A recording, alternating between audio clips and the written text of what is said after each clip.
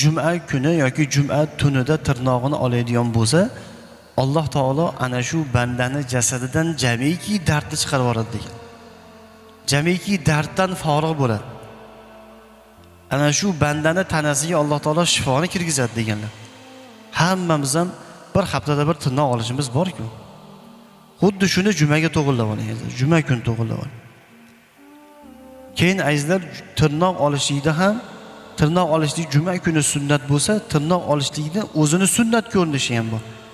Ko'pchiligimiz bilmaymiz. Ko'pchiligimiz qaychani o'sha ko'rsatgani olamizda bir boshdan olaveramiz. Tirnoq olishlikda sunnat ko'rinishi azizlar o'ng qo'ldan boshlashlik kerak. O'ng qo'ldan boshlab, mana bu ko'rsatqich barmoqdan boshlaymiz, qarang. Shu meni yaqinimdagilar qarab o'rganib olsangiz yaxshi bo'ladi. Mana bu ko'rsatqich barmoqdan boshlaysiz. O'ng qo'lingizni ko'rsatqich barmog'ini birinchi olasiz, keyin o'rta qo'l deymiz. O'rta qo'lni olamiz, keyin mana bu nomsiz barmoq, jimjiloq. Mana to'rov barmoqni oldiga, keyin chap qo'limizdan boshlaymiz. Chap qo'limizni jimjilog'i, nomsiz barmoq, o'rta barmoq, ko'rsatqich barmoq, bosh barmoq va oxiri o'ng qo'limizni bosh barmog'i. Tushunarli bo'ldi?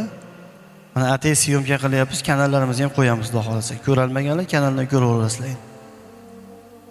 Mana shu tirnoq olishida sunnat ko'rinish. Payg'ambar alayhisolatu vasallam shuni ko'rganlar. Shuna tirnog'ini olganlar. Bu qo'llarini azizlar, qo'llarini shuni olganlar.